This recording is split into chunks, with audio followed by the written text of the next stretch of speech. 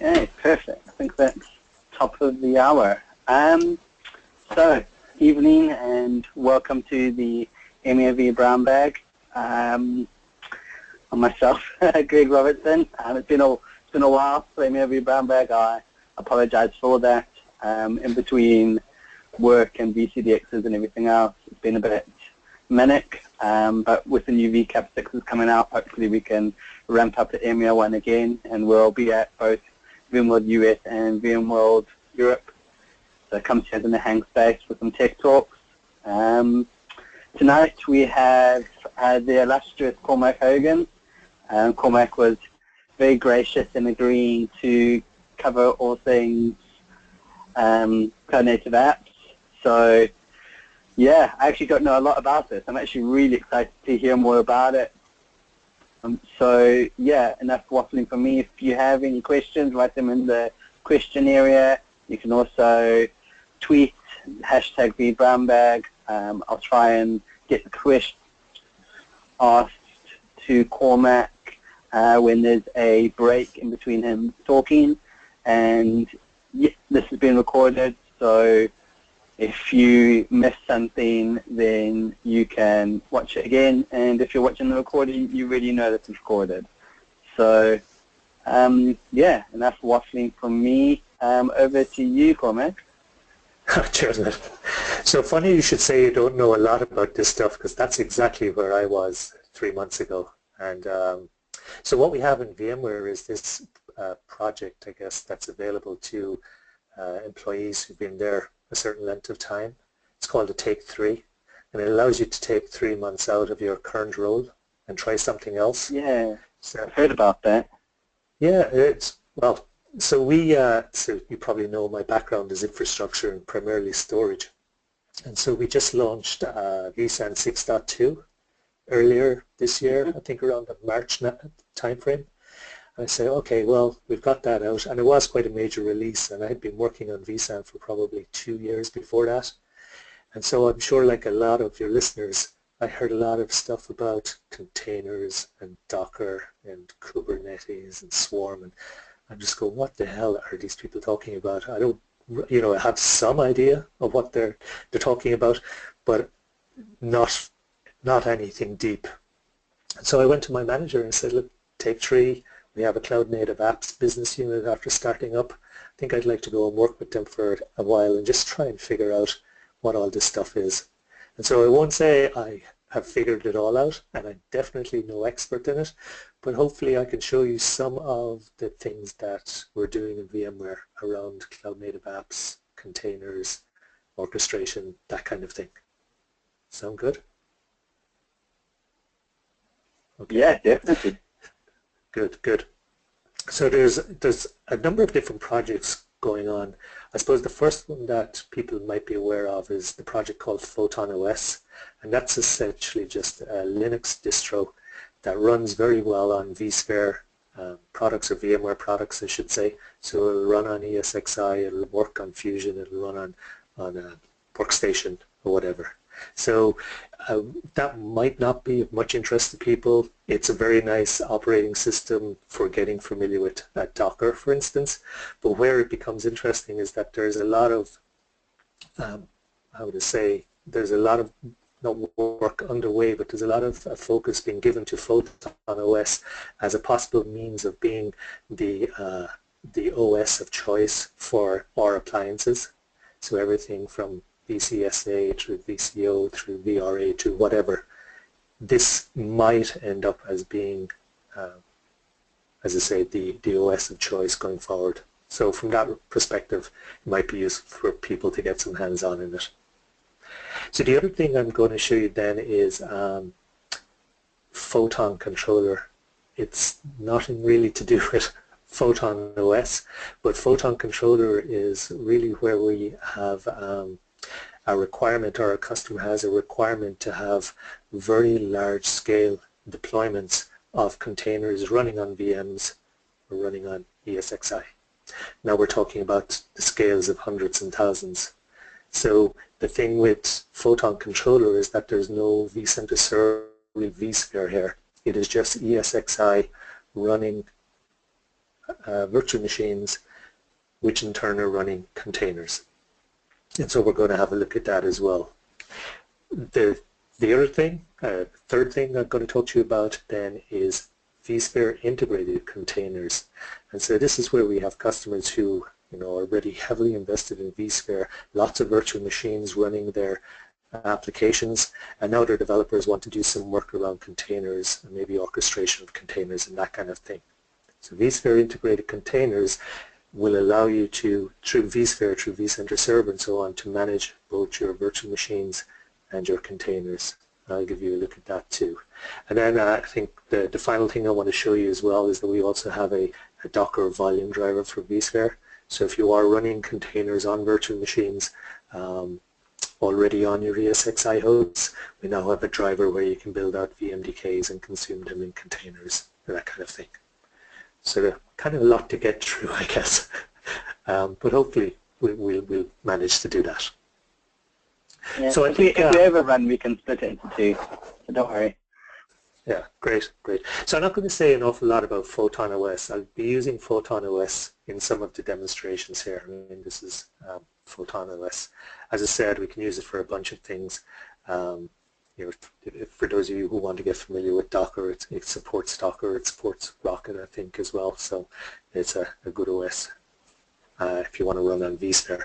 So I think what I'm going to start off doing is give you an overview of Photon Controller or Photon platform. Now if you look at the UI here, this is our Photon Controller UI. So I already have a deployment in place. How it works is we have a management section, and then you have your what we call our cloud section, and your cloud is where you deploy your virtual machines, your containers, and so on.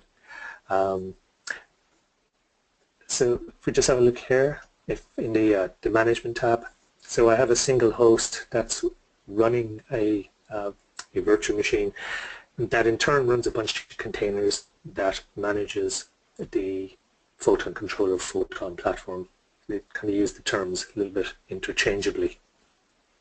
And so as I mentioned, the whole point about Photon Controller is to be able to do large-scale ESXi deployments. A lot of listeners are probably aware that if you're managing your vSphere infrastructure with vCenter Server, there's a limit of 64 nodes per cluster and things like that. Well, here there's no such limitation. So again, the idea is that this becomes, I suppose, web scale, and so we can have hundreds, thousands ESXi hosts all be managed by Photon Controller. So then in my cloud infrastructure here, this is where I have the hosts that I'm going to use for deployments. There's 3 hosts in here at the moment to have a number of data stores available to them.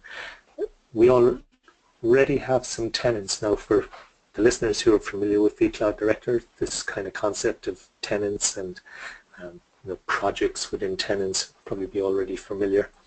But in this particular infrastructure, I've already deployed 2 tenants. If you have a look at them here, one of them is actually a Docker Swarm deployment in this tenant here, and I also have Kubernetes. And what we might try and do shortly is deploy Mesosphere or Mesos.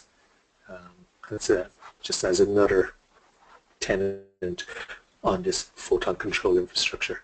And so the whole point is you can give a bunch of developers this Docker tenant, or customer even, this Docker tenant, another customer, a bunch of developers, whatever, the Kubernetes one, and Mesos as well. So we do support those 3 orchestrations. We can very quickly stand them up. We have the concept of a cluster configuration that we can very quickly stand up, Docker Swarm, Kubernetes, or Mesos. But we also have native integration as well. So for those of you who are familiar with Kubernetes, there is the kube up, kube down mechanism, kubectl, that's also supported. That's part of Kubernetes as well. It's in the official Kubernetes release. And very recently we just finished creating a driver for Docker machine that will allow you to set up native Docker Swarm as well, rather than using this cluster concept that we have. So that's just a very brief overview. What I can show you here, just very quickly show you what we have running.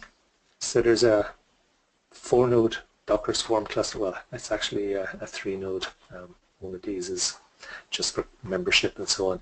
So we have a master node, and then there's 2 slave nodes as well. And just you can see the relationship here. Oops. If I just go into the tenant and go into the project, and we can see the virtual machines here as well reflected in the UI. And so just very quickly, what we can do with Docker Swarm is we can just do some simple containers, and what it does is it just deploys the containers around the different nodes in the cluster. So if we just have a look at where that particular container that I just ran, that's him here, and so he just ran on Swarm node 3, and there's like a round robin mechanism for when we run containers, and presumably this guy will end up just on a different, yeah, he's ended up in Swarm node 1. So as I said, as you run these containers through Docker, when there's a swarm as the target, it just puts the containers on the different VMs. So again, just to reiterate, what we're doing there is we're just deploying some containers, very simple ones obviously. We're deploying them to a Docker Swarm cluster that's running on virtual machines that's sitting on top of the Photon platform made up of ESXi hosts. So I do have another little demo here. As I said, we could also run Mesos as well. So let me just go into this. Oops.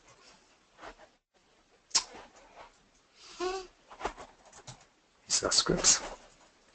And so I have a small script here that will roll out Mesos. But what this script is going to do is just going to go through all the steps of setting up the tenant, the project, resources, and everything that you would need to deploy Mesos on Photon Controller.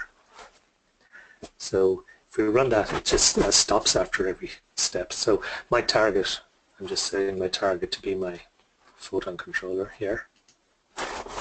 The next step then is to create and set the tenant. So I'm going to build out a tenant called Mesos tenant, and then I'm just going to set this environment to the Mesos tenant so that every subsequent command that we go through.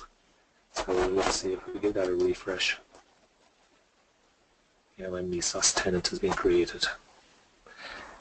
And so remember, what we're doing here once more is we're just rolling out this kind of canned Mesos implementation to run on top of Photon platform. So it'll be a bunch of VMs and a bunch of containers running on those VMs to do orchestration using Mesos.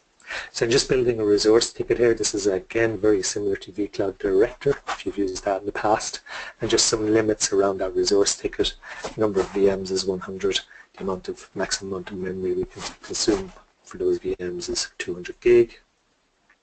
We're now going to create a project using a portion of those resources in the resource ticket.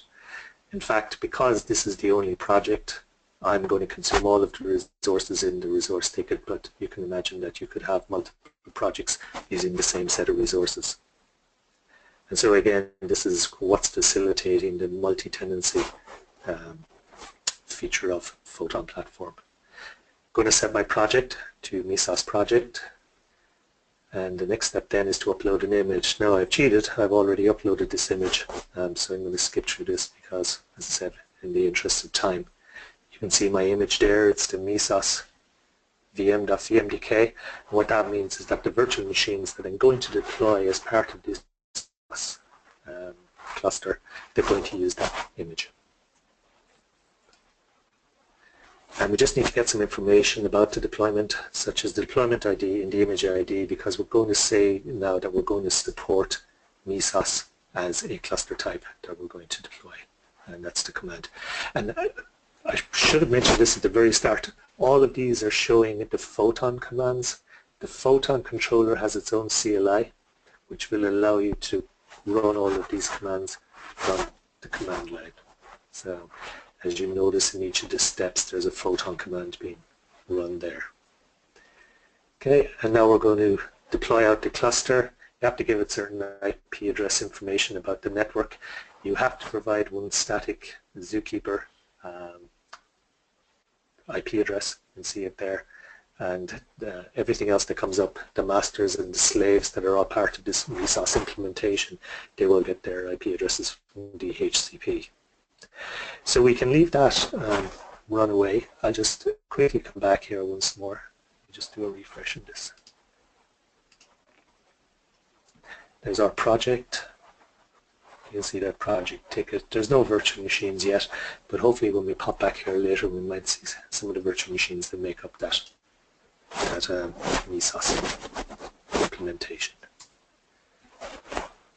So you can leave that run. It's going to take a bit of time. There's a lot of images to be deployed and so on. So that's Photon Controller in a nutshell. Let me just close that so it's not distracting. And so that's one of the major projects that we have going in the cloud native app space. And as I said, the whole idea behind this is that if you have a greenfield site, non-vSphere site, but you're looking to do containers at scale, and you want to use ESXi because in fairness it's world-class hypervisor, if I do say so myself. But we already hear of a lot of our customers who are doing containers on top of virtual machines, on top of ESXi, and this is just to allow them to do this type of thing at scale. So let's the vSOS is running away there. We can come back to it later and see if it succeeds. But there's a few other people using my environment, so what might happen. But the next thing I want to talk to you about is the Docker volume driver for vSphere.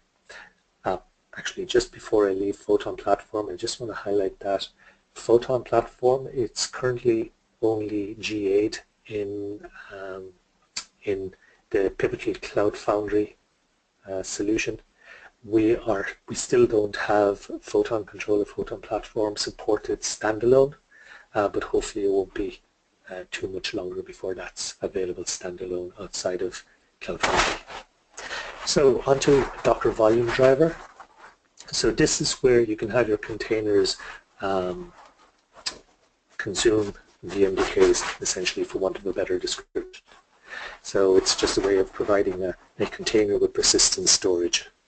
So there's two parts to this. There's a component that needs to be installed on the virtual machine where you're going to create the container, but there also needs to be a component installed on the ESXi host on which the virtual machine resides. So I'll just show you here, that's the RPM that needs to be installed on the VM. And as I say, this is Photon OS, but it could be any number of different guest OS types. And then just going to grep for Docker. So we have the Docker volume vSphere in there. As I said, because this is Photon OS, there's already Docker installed. You just get the Docker version here. And you do need at least 1.11. I think version 1.12 should be GA very soon from Docker, but if you download the latest Photon OS appliance, you'll get 1.11 pre-installed. And just to make sure that it's working there as well.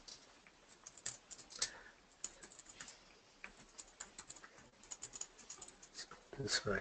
Yeah, so it's up and running. So as I said, that you also need to have it on your ESXi host, and I think I have the ESXi host here, so let me just very quickly have a look here.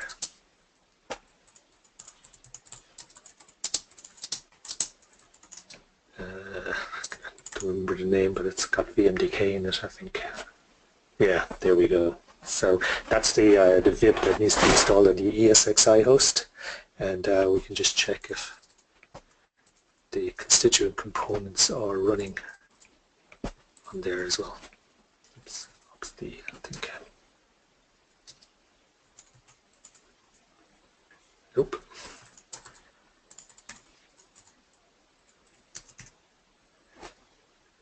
Dash.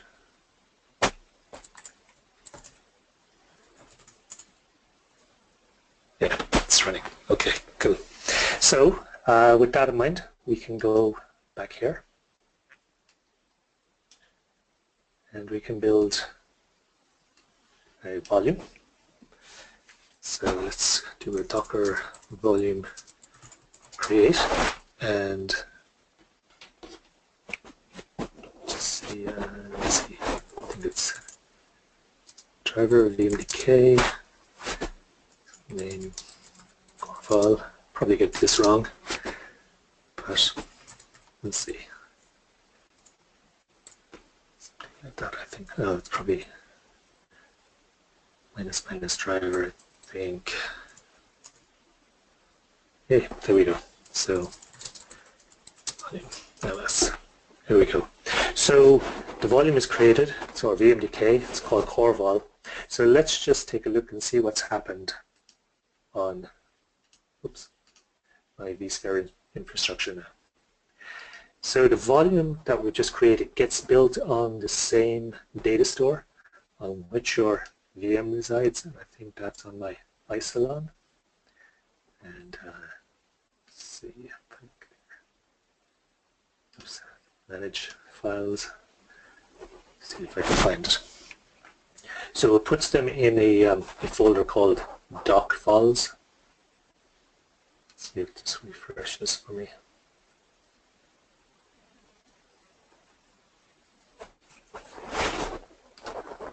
See if I can find doc files. This one here. And there we go. So you can see corevol.vmdk has been created. Okay, so super. So we have a volume created on the VMDK created, and we can now consume that. Well, we can also have a look at it with inspect, I think.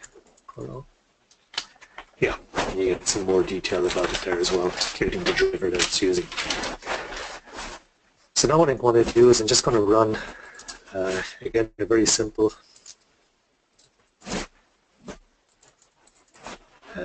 container, and I'm going to use the volume CoreVol, and I get it mounted on CZZ, and I'm just going to use, as I said, a simple container. I'm going to use the BusyBox container. There we go. That was very quick. Well, I think the image was already there, which is why it was so quick. So have a look. Yeah, there we can see it's CZZ there. So just to show you that it's persistent, we do something like put that into .txt, ZZZ. Perfect. Okay. So now I will exit out of this, and that's should have stopped that particular container. Yeah. So that was the container we ran, and now let me just run a similar command, but I'm going to use a different container image. This one will be Ubuntu, and so this time hopefully we'll see that the data that we wrote into that volume will be available once more. So this is going to take us, oh, that was very quick. Oh yes, because the Ubuntu image is downloaded as well, so that's cool. Very quick. And if we go to /zzz in my Ubuntu image, temp.txt. Great. Okay. So that's this is also just tech preview. I just want to highlight that to people as well.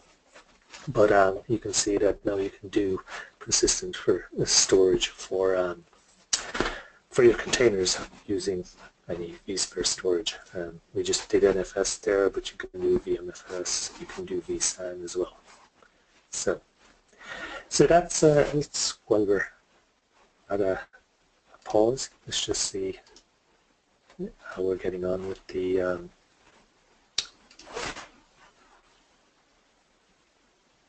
okay.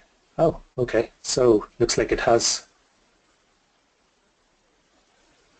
finished. Okay. Okay. Oh, sorry. I didn't kick it off. That's why. Or did I? Yeah, I did. Beg your pardon. So yeah, looks good. So we can quickly have a look at that, I think, assuming it's all working. So this Marathon is like a graphical user interface to Mesos. So it's 1027.51. Let's have a look. 51.186, and I think the port is 8080 for that guy. See if he comes in here. Cool. It might take a little bit time to load because I'm connecting in remotely. But also what you can do with MeSauce is you can pick any of these master nodes. So 1027.51, 184. And I think those are on port 5050. Alright. Oops. So taking his time, but yeah. So this is just now a graphical user interface to our MeSauce deployment, and you can go ahead and start building your container applications on top of that.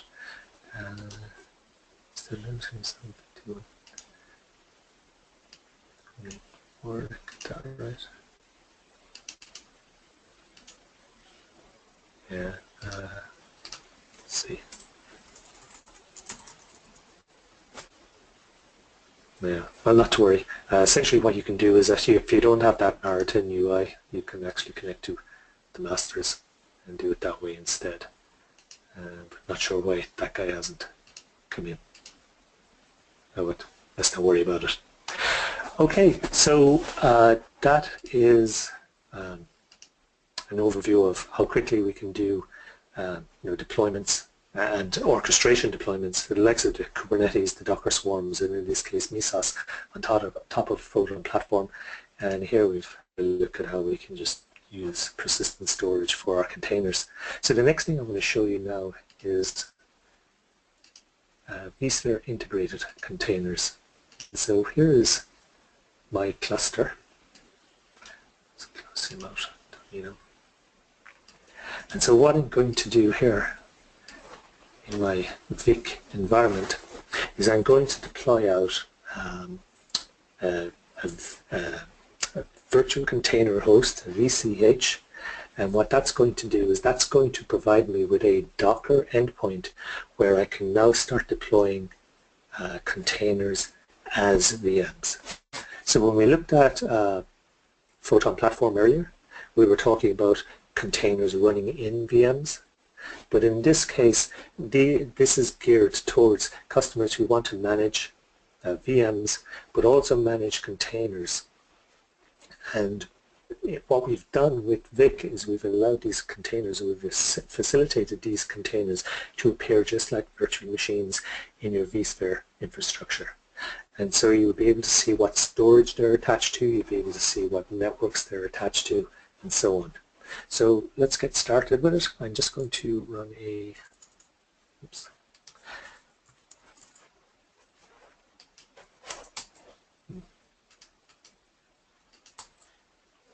Strange. I'll try a new session.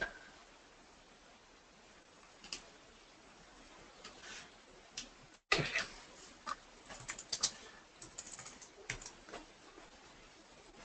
So I'm going to go to this guy. Oh, there you go. 10, 27, 32, 38.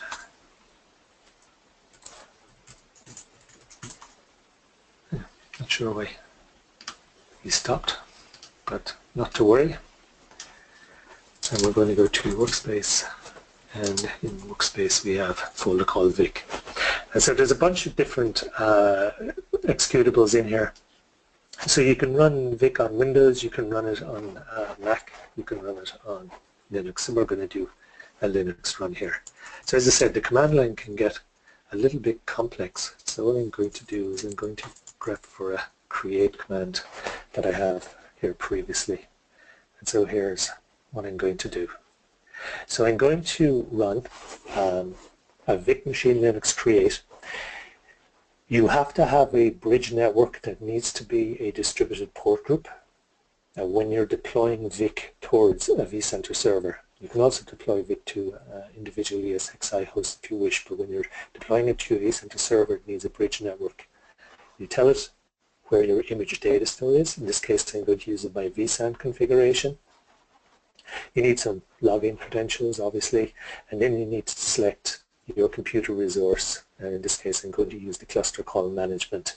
The other thing I'm going to do here as well is I'm going to create a volume store on the vSAN data store where I'm going to store any volumes that I create TrueVic as well. Oops, so you just take this guy and run him. So there's a bunch of validation goes on, checking that the firewall is okay. There's a requirement as well to have DRS on. And what we do is we deploy a VApp called Virtual Container Host. And you can see some other information coming up here about the vSAN data store that we're using as a place for our volumes. And then you see two ISO images being uploaded. The first of these, bootstrap.iso, this is used by our containers as VMs.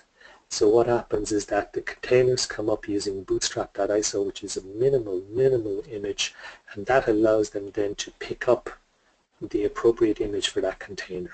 So whether it's Ubuntu, whether it's BusyBox, whether it's Nginx or whatever, that allows the initial bootstrapping of the container as a VM, and then facilitates it picking up the actual image that it's going to run with.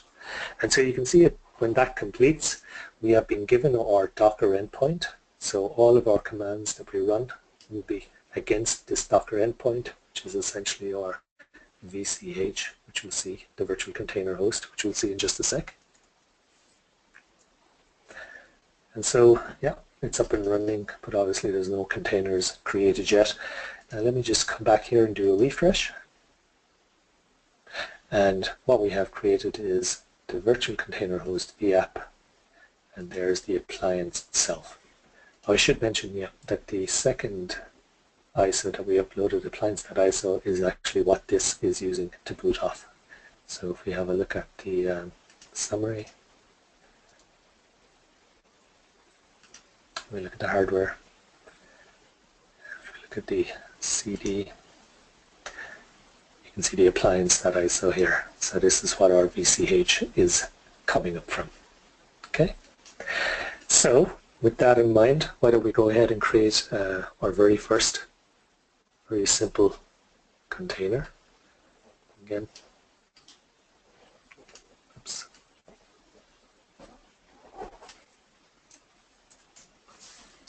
So I'll run it. Do BusyBox. Oops. Be helpful if I had the appropriate directive in there. And so again, it's reaching out to the Docker repo to pull those down. It isn't down here, which is why it's taking a little bit longer to pull down, but it shouldn't take too long, it's quite small.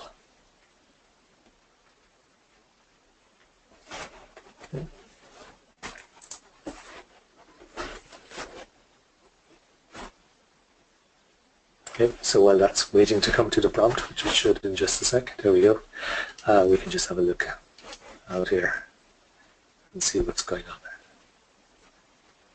there. And here you can see now that we have our container as a VM, but now, whereas typically when you're running containers in virtual machines, you have no idea what's going on in the container. It's essentially a black box. But now, because we're running VIC, we can see these containers as virtual machines, and you can see where it's attached to. And you can see it's attached to the bridge network. That's the communication network between the VCH, the virtual container host, which also has a connection to the bridge network, and the container itself. Now you can set up different networks, different external networks for these containers as well if you wish. Okay, so that's a very simple one. Once more, why don't we try something a little bit extra. And what we'll try and do in this case now is we will try and deploy a container that's using a volume. Well, obviously we have to create a volume first, so I need to get the syntax right.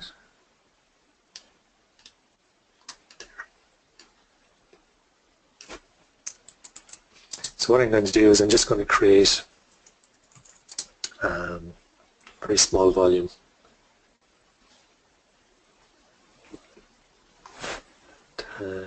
Get the syntax right, I think it's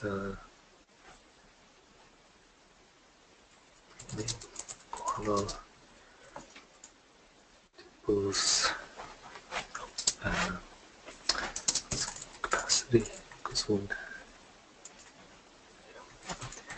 Yeah, this is subtly different because the capacity is measured in 1 meg chunks, and I also think I need to give it volume store and what I call the Docker-vols, I think was that it. Actually it's Docker vols, that's it here. Docker vols. I think that's right, let's see. No. Well, I told it what to create.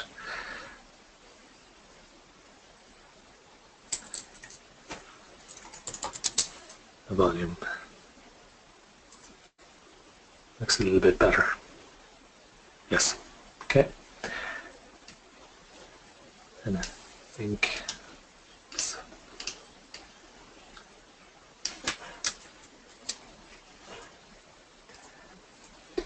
inspect. I'm not sure if all of these primitives, yeah, so we have still some of these primitives to implement, and so some of them will return with something like does not implement. So the inspect for the volume is not yet in place. As I said, this is a work in progress as well. We can ls it there and you can see that it's a Corval. So now what I'm going to do is I'm going to create another container. And so this time I'm going to give it the this is called Corval once more, and I'll put that once more in ZZZ in BusyBox, and we'll see what happens.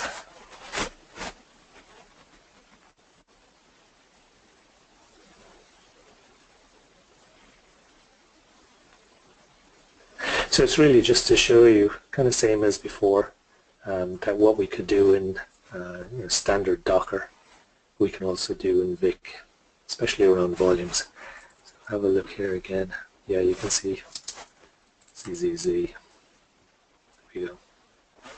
And we could do the same test as before. It goes something like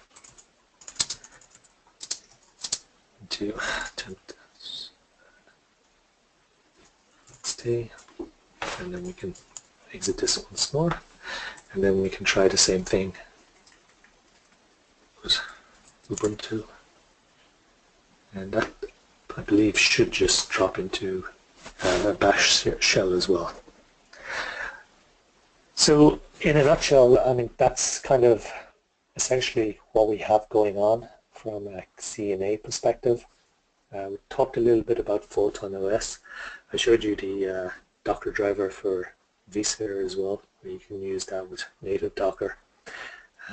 Photon platform, very quickly standing up orchestration in greenfield sites. Those sites that maybe need to scale to hundreds and thousands of ESXi hosts, but are not vSphere users, do not have vSphere in their environments. And then finally, what we're looking at here then is vSphere integrated containers, where you may have a requirement to manage both virtual machines and containers, and you may have a whole load of auditing operations, backups all around virtual machines. Well, then you can apply all of those same type of operations to containers as well, or containers as VMs. Okay, so that looks like it's completed. And if I go to ZZZ, there we go. So we have that in .text once more. And just to see what's going on back here again, let me just refresh our web client. And so you can see that, again, the container visibility. Now, some of them are stopped. So let me just exit that because, oops. So I need, of course, to direct it to, not locally, because I do have Docker on this Photon OS as well, but obviously to my Docker endpoint on Vic. And you can see that we had 3 VMs. All of them are stopped now. And if I just refresh that last one that I just exited, the Ubuntu, it stopped as well. And one final thing then is that we did build this this volumes store, and that was built on the vSAN data store, and it's called Docker Vols, and it's under Vic. We have a look down here in volumes. Hopefully you will see my core vol, there it is. And so again, you can see you can have persistent storage once more. And yeah, what you might have noticed again is integration with vSAN. So we go and have a look at, this last container, which is I think what was using the, there's the hard disk here. You can see it's on the vSAN data store.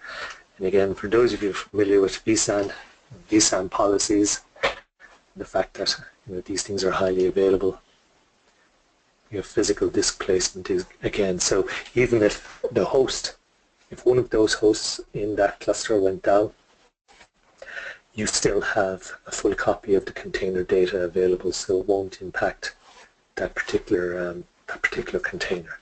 And so there's a bunch of things that we still are doing around this. The idea of being able to vMotion containers, storage vMotion containers, having this work with NSX overlay networks and all that kind of good stuff. A lot of work still going on there, but hopefully we'll hear a few announcements at VMworld 2016 around this space. I know there's an awful lot of interest in it, and I think that's kind of all I had to show you. Hopefully it's giving you an appreciation for the projects that we're doing at VMware around cloud native apps and containers and so on. And as I said, expect a bunch of announcements in this space at VMworld this year. So now, was there any questions come in? Didn't see any. So far none. I was going to ask, when can people like me and other people get access to play around with this kind of stuff? I know you were saying some of it's going to be some of it's going to be available maybe at VMworld and probably in the hands-on labs, but is there any way for people to play with it themselves in their own labs? Oh, sure. Yeah, sure. So there's, I think most of this, if not all of this, is up in GitHub as, open source.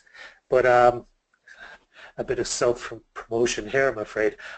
As I've been in the Cloud Native Apps VU, I've put together a bunch of different articles on the things that I've been working on. And so even though this stuff is changing quite rapidly, hopefully there's something in here that would, get you going, pique your interest or whatever. So if it's Photon platform that you're into, there's a few posts here on how to get started with Photon platform, Photon controller. If it's VIC that you're into, there's a few articles there as well about getting started with VIC. And if you wanted to see what Kubernetes looked like on Photon platform, or you wanted to see what Docker Swarm looked like, there should be something in here that will help you as well. And well, you know how to get hold of me as well if anybody has any questions in that area. If they get stuck or whatever, just ping me. Twitter is usually best. Brilliant. I think it's known to most people. If people do want to get you on Twitter, what's your Twitter handle? I'm sorry, can you say that again? I said I think everybody knows it, but just in case, for people that do want to tweet you or follow you on Twitter. Oh, sorry, yeah, what's sure. your Twitter handle? Yeah, it's just Cormac J. Hogan. Yeah. Okay, perfect. Yeah. And then, yeah, CormacHogan.com is your blog. Yeah, yeah. So as I said, it's been mostly storage up till now, but since I got the opportunity to go into Cloud Native Apps team, I've been doing a lot of stuff in that area as well. Obviously, there's still a little bit of crossover. The vSAN integration seems to be an important part of that, especially in Photon platform, where the idea of having hundreds of ESXi hosts in a cluster, and one of those hosts going down, you still want your container to be persisted. And so, vSAN is a very nice play into that as well. Yeah, definitely. Brilliant. Yeah, we didn't know if we have any questions. So I can let you get back 15 minutes of your evening. Thanks so much for that, Cormac. That was really, really interesting actually. As I say, it was something I've been meaning to have a look at and try and learn. So yeah, very, very interesting. It sounds like there's some really exciting things coming from it. Yeah, there's definitely a lot of interest. I've heard already that pretty much all the sessions around cloud native apps at VMworld are full. So I think Yeah. there's no doubting it. We're seeing a lot more of containers, especially customers who are doing their own software development, and there's this switch away from the older methodologies like waterfall of doing software development definitely. towards this new agile. Yeah, everyone's going DevOps. Yeah. Exactly, and containers are playing a major part there. No, for sure. Yeah. Okay, perfect. As I say, for people that are on the call, this is recorded, so if you had to step away to get yourself a cup of tea or whatever and you missed something, it is recorded. And yeah, I'll try to get it up within the next week. At least I'll stick it on there, and then the Yak Shave, but we'll try and get it up there within the next week. And yeah, keep an eye on professionalvmware.com for all the stuff coming around vBrownbag. As I said, we're at VMworld US doing tech talks, and also on the Sunday, the same time as Partner Day, we're doing opening acts along with the VM Underground crew. So yeah, keep an eye out for that, and we'll also be at VMworld Europe. But yeah, thanks Cormac, that was brilliant, and yeah, have a good evening. Okay, thanks a lot. Thanks for having me on.